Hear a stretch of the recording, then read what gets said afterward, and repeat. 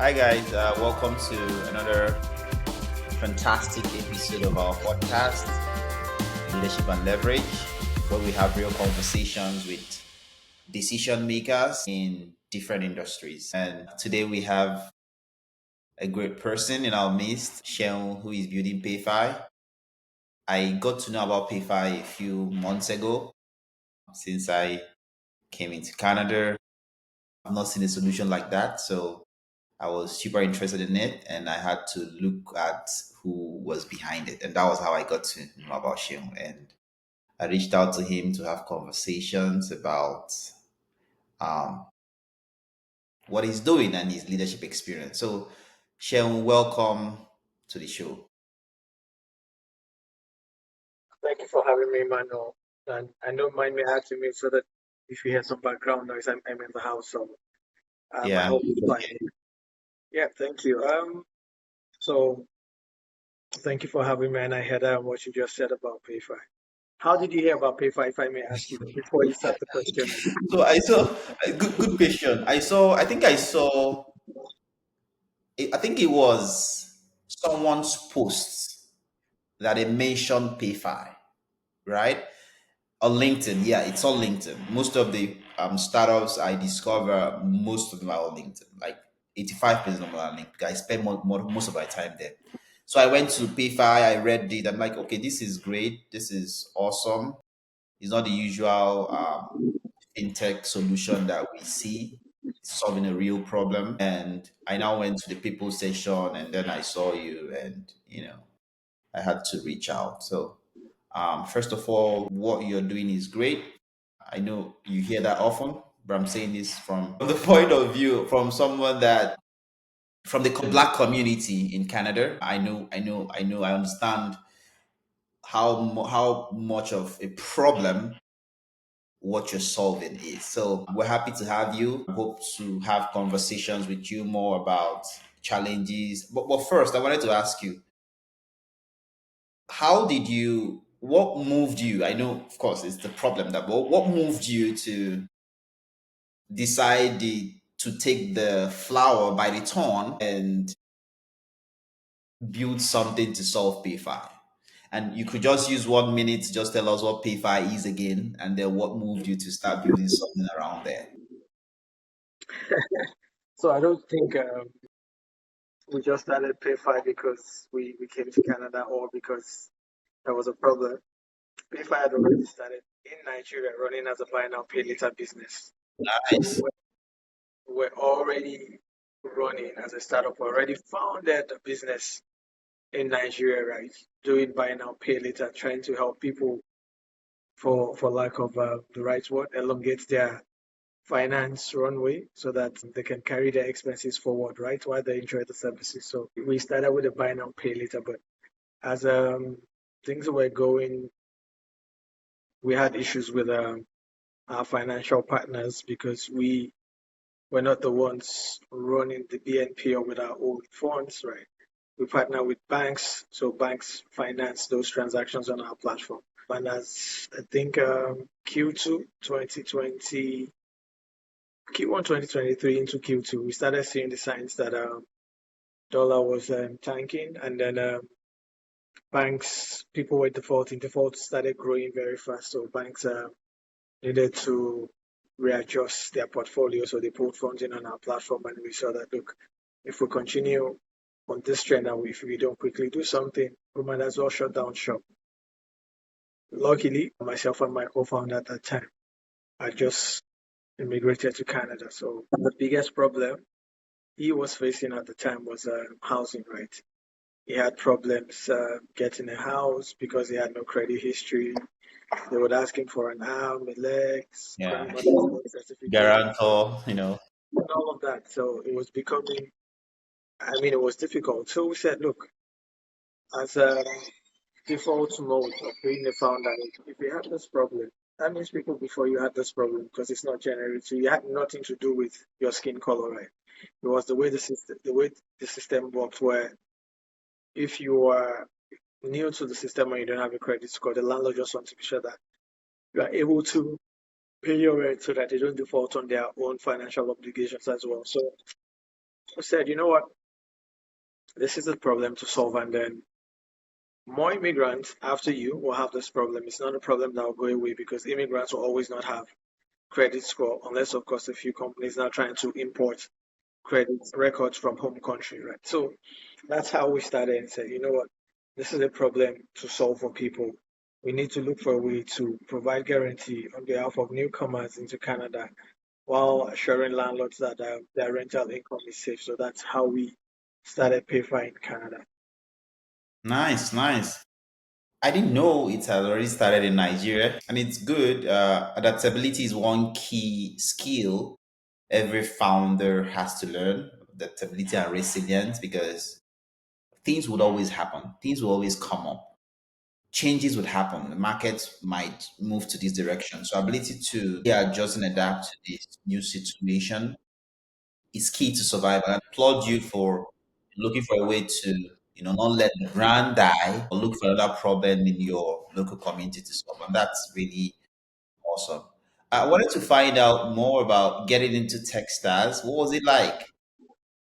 How did it happen? And, would you want to give us a little background around that? I mean, Techstars was a lifeline, right? So we got into Techstars. We had a great BNPL product, so to speak, in Nigeria, right?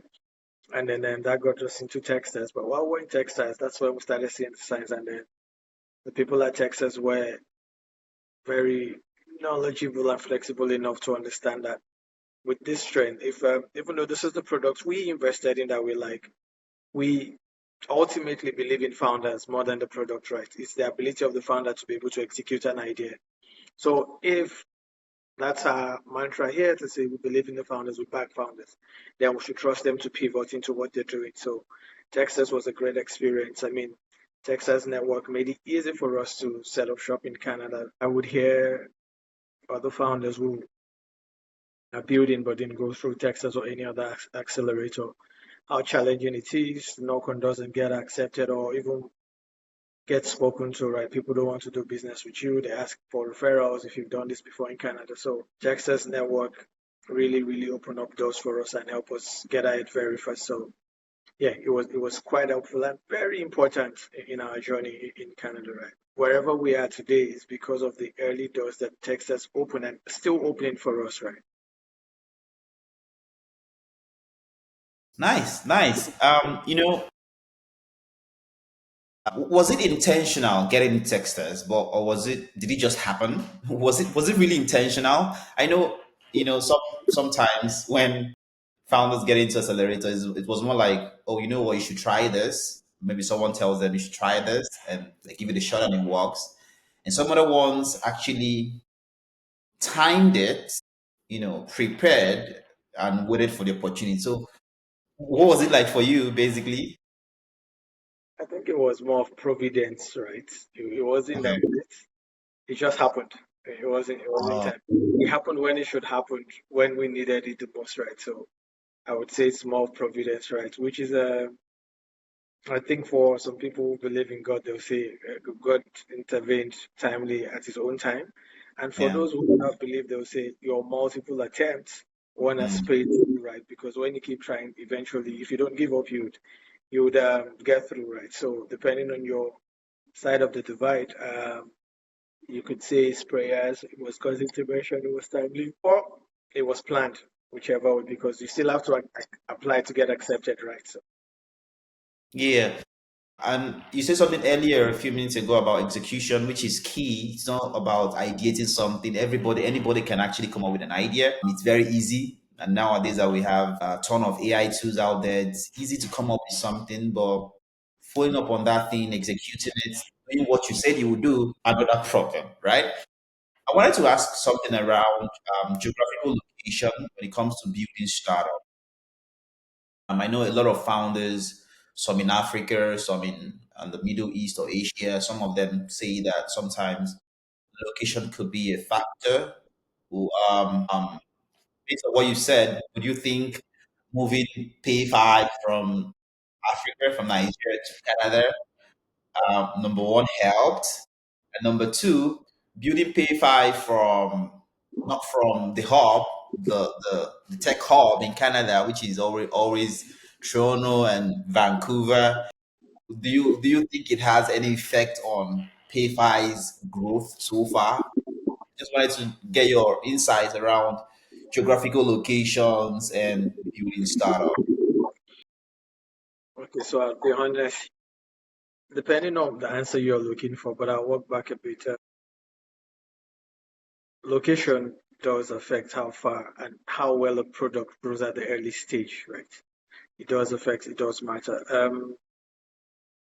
Building, when Techstars invested in us, we were fully operational in Nigeria.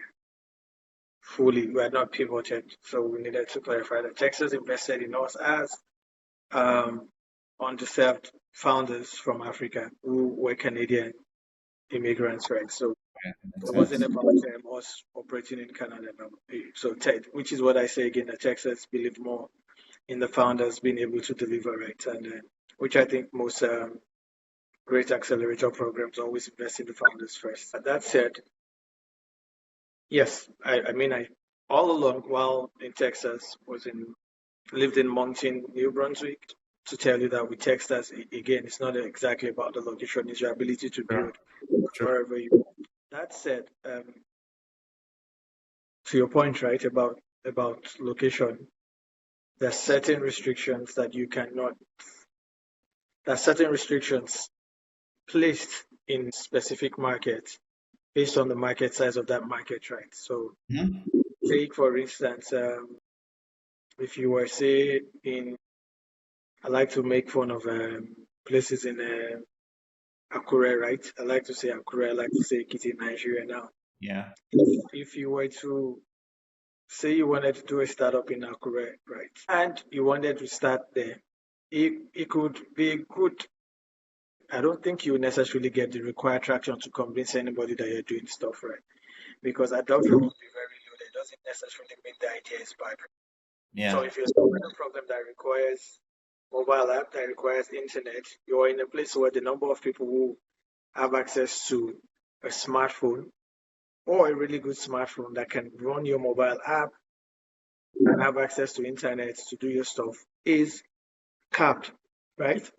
Yeah. So in that kind of market, you usually need an average of, say, if it's a retail product, Yeah. probably need maybe 1,000 people to use your product first to get quantitative and qualitative feedback. Right now, I'm not sure you get 1,000 people if you launched a mobile app that was specifically for that market, right? You always Yeah. want to build for a global bigger market. So you need to have presence in that place where the adoption is the highest, right? Where you have chances of your product flying fastest. You would not be you would not be, for instance, building rockets in a place where they don't have astronauts, right? True. Because yeah, so maybe that's not the best example, but maybe you understand what I'm saying, right? Yeah, I So get what you mean. yeah, so your location does most times in my experience, determine how well you grow.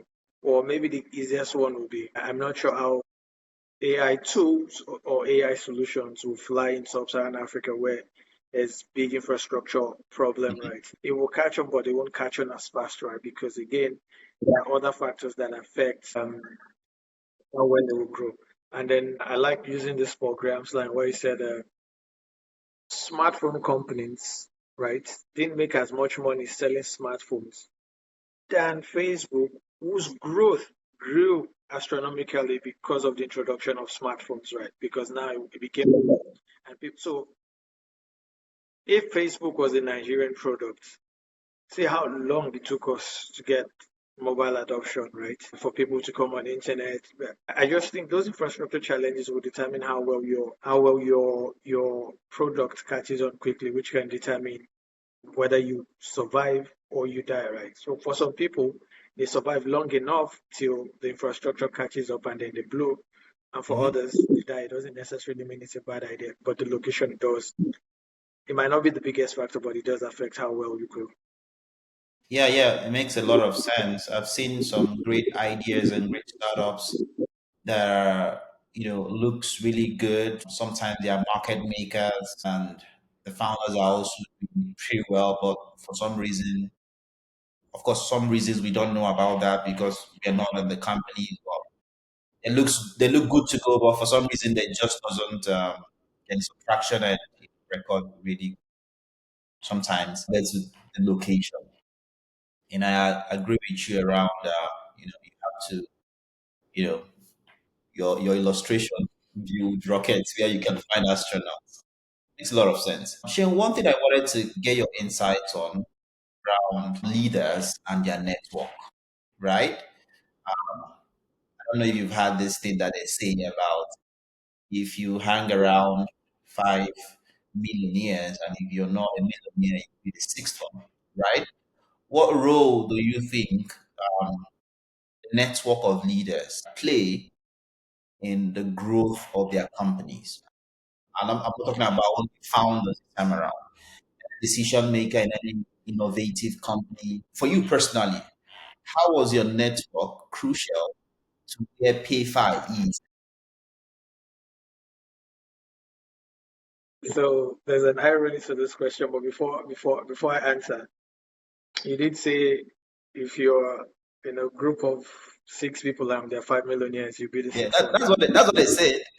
But it also goes without saying, if you're in a group of 6 people and there are 5 stupid people, you'll be the sixth stupid person. I agree. I agree as well. So now that said, did I have a network? No, I didn't have a network.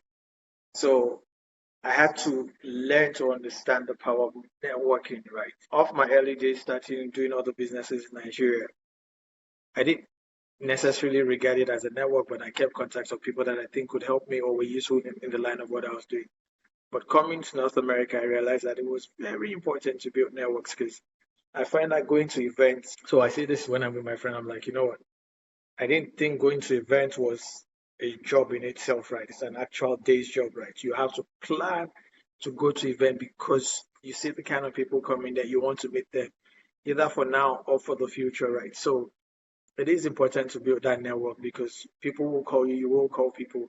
As a matter of fact, it helps you get ahead faster, right? Again, maybe the analogy I can think of is they say when you're looking for low level jobs, your CV is about enough. When people are looking for people to put in serious critical position, it's based on recommendations. Recommendations come off your network, right? The power of your network. So I think that's the kind of importance as you go higher the ladder. It's not so much of a what you can build. You've proven that already. It's so much of a which big company's door can I knock on for them to listen to me? Who's that person that can speak and say, listen to Sean, right? It's not necessarily about you building now. It's that how do you get the bigger deals, right? You only get the bigger deals through the power of networking. Most times, I would say. I agree. I agree. And that's why it's important not to burn bridges, right? There are just some doors that you would need as you climb up and as you keep getting bigger, especially when you're building a solution. You want to ensure that you maintain good relationship with certain people that could play a pivotal role. And okay, one other thing I wanted to ask, right, is around managing people, right? It's not easy. It's one of the most difficult jobs on earth, managing people. As a founder, as a team, interact with developers, interact with maybe other people in your team. What are one or two things that you think that a lot of leaders get wrong when it comes to managing people and leading a team? You could pick one or two that are topmost of your mind that you think leaders you've seen across over the years leaders get wrong when it comes to managing people or leading people. What are some of those things? Hmm. Give me a moment, please. Sure, sure. Um, so there's this lesson from my former boss where he said, if you have a talented person on your team, right, and they probably have the worst attitude, you have to find a balance where their attitude doesn't become a problem to the team, right? That's one bit. Letting great talents go isn't always the best, but sometimes you have to make that decision, which is part of the management when it's becoming a toxic thing and it's affecting the entire team, right? So you would always prioritize the team ahead of a very talented person when push comes to shove. Otherwise, if they deliver on their task, you can. I don't want to use the word injured so people do not misunderstand, but you can manage these situations, right? But what I look out for people most is their ability to learn, right? Building a team. If you need a team of 10 people, you don't necessarily need to have 10 A-star performers, right? Two A-star performers are fine. Then maybe another three A performers, right? Then the rest can be B and C's, right? What it does is it creates a balance in the team, right? Some people, so it reduces too much of egos in the room, and then you learn to manage it. So when you have too much that as well, it could be a problem. So, but it's important that you have enough people who are very brilliant that can help you build the product, right? It doesn't mean they'll be the best behaved people, right? But most times, you make sure that in any scenario, more than 70% of your team can hold the company culture down, right? Well, I would even say 80% of the team can hold the culture down. Once you start eating less than 80%, it becomes a problem, right? So at all times, make sure that 80% of your staff understand the company culture. I mean, the 20% you can deal with them here and there, but always make sure to prioritize company culture over any individual, right? Most times, that's what I would say. Managing people is the toughest job you have as an executive. You're not necessarily at some point you stop writing the codes, right? And you stop getting involved in daily operations. What you now need to do is to manage the people around you who manage the other people they work for, right?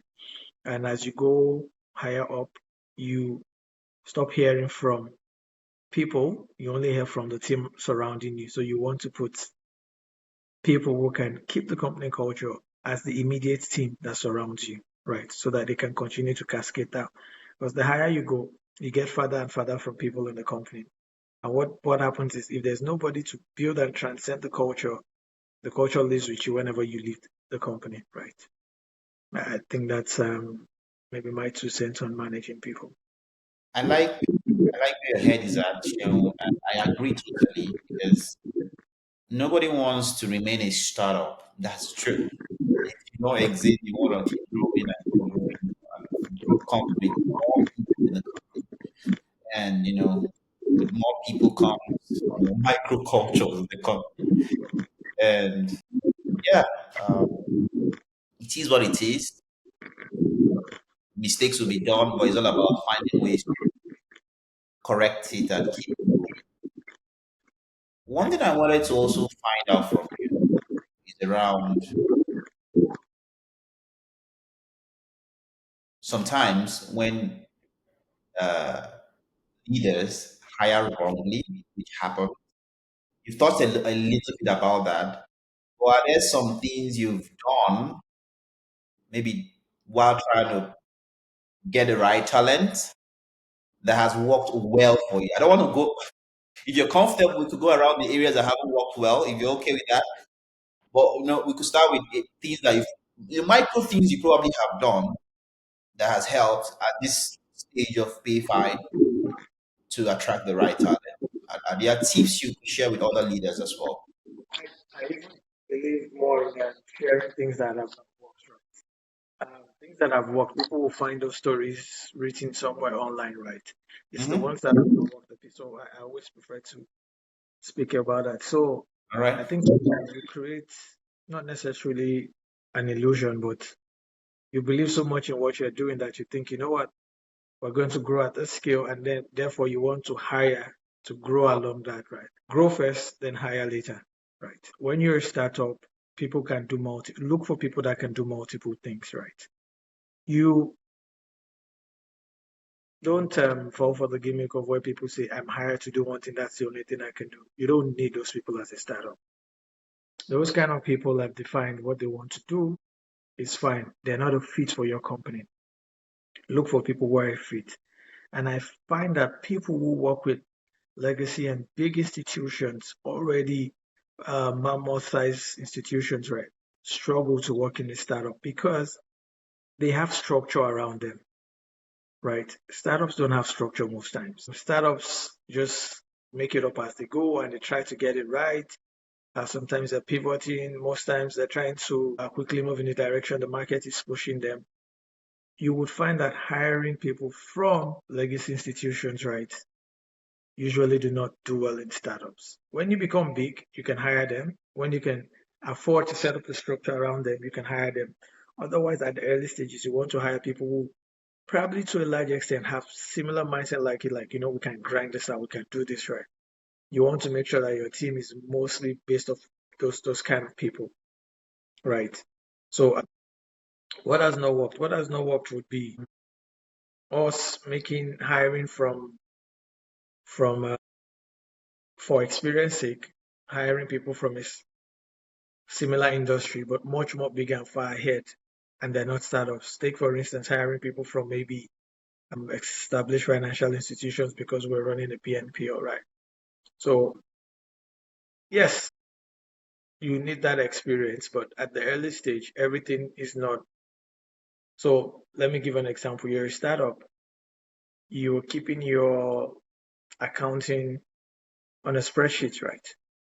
But somebody who comes from an already established company is already using SAP ERM tool, right? Exactly. Yeah. With that. So you have to look for people, like I said, that can grind it. They have that experience, maybe not too there, but they can see where you're going and they are passionate Yeah. about what you're doing. Mhm. So you should look for those kind of people early days. And also don't fall for the rhetoric of when it's five, I'm out of the office, I'm not reachable. You don't want those kind of people around in the early days when you're building a startup. You want people that are truly available, right? Yes, there's also work-life balance people preach.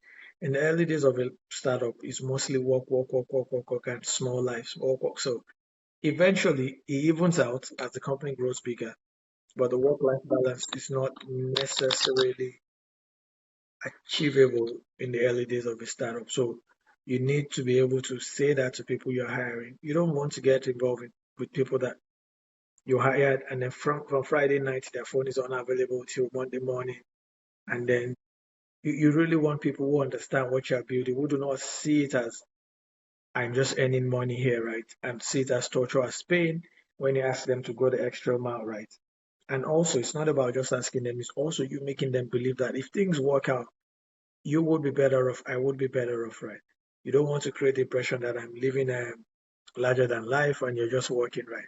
It does affect their mentality as well. What are the things we got wrong? Personally, I don't like, as I've said, maybe I haven't even said it.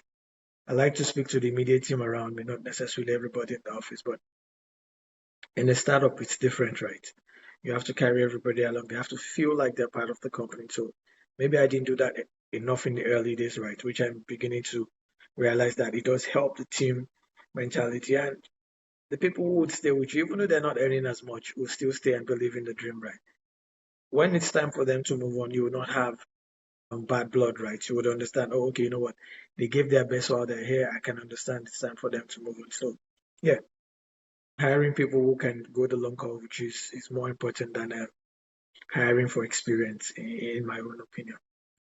One key thing I'll give you kudos for, Shell, is the fact that what you said about the early days, you want people that are available. Like the startup is still a baby at that point in time, right? So you can abandon a baby, a 2 weeks old child, or 3 weeks old child, or even 1 year old child. The baby always needs someone there to assist, you know, give baby food, do this, do that. So at that early stage, founders need people that believe. Of course, most times you can't believe in that startup or that dream more than the founder. The founder has always the vision and all, but these people that at least can believe 50% of how much the founder, that will play a huge role in helping to drive things forward. I just have two questions while we wrap up this conversation. One is around some founders, some leaders have a ritual, right? By ritual, I mean it could be a work ethic, it could be something they've always done. Sometimes it's something little, it might be significant to other people, but to them, it's a game changer. It has either improved the processes or systems in their company or increased productivity, whatever it would be. Do you have any of that sort? You have something you do probably to, could even be to unwind that has, over the years, over the past five years, building P5 has helped. I find that I'm able to solve problems when I'm on a walk than sitting in a position. So when I'm when I'm stressed and I'm not making headway, I lift the laptop, I just take a long walk, make a few calls, or sometimes just be on the phone and then think about it.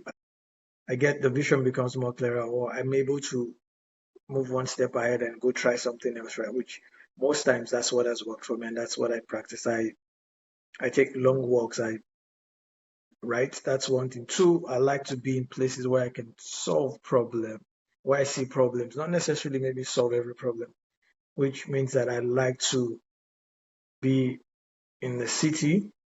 I like to see, I like to be in the metropolitan area. I like to see people getting on the train, struggling with payment. I like to see people trying to buy food, system is not working. I like to see something that, you know what, this is happening because this was not put in place right. So I like to be in a place where there are plenty of people. Wherever you find a lot of people, you find plenty of problems, right? So I think those are the things that helps me first think of new ideas and second maybe solve problem when I take walks. So I think I love to do that a lot. If I've stayed away from okay, maybe there are times when I retract a bit, right, and just stay away from public events, gathering, and all of that. Not necessarily to get new ideas, but to work on the ideas that I've gotten right and implement it and make it something that I can push out there. So I think that's the